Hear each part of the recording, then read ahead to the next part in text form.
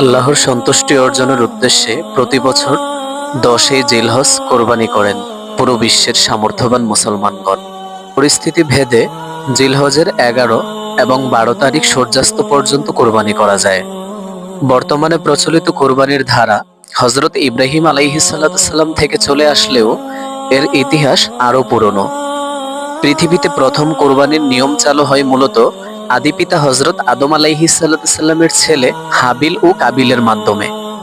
এ বিষয়ে পবিত্র কোরআনে বর্ণিত হয়েছে, আদমের দুই পুত্রের হাবিল ও তান্ত তুমি তাদেরকে যথাযথভাবে শুনিয়ে দাও। যখন তারা উভয়ে কোরবানি করেছিল তখন একজনের কোরবানি কবুল হলো এবং অন্যজনের কোরবানি কবুল হলো না। তাদের একজন বলল, আমি তোমাকে অবশ্যই হত্যা করব। অপরজন বলল, আল্লাহ তো সংযমীদের কোরবানিই কবুল করে থাকেন। আদম আলাইহিসসালামের দুই ছেলে হাবিল ও কাবিলের মধ্যে একটি বিষয়ে দ্বন্দ্ব দেখা দিল। দ্বন্দ্ব নিরসনে আদম আলাইহিসসালাম তাদের আল্লাহর উদ্দেশ্যে কোরবানি করার নির্দেশ দিলেন।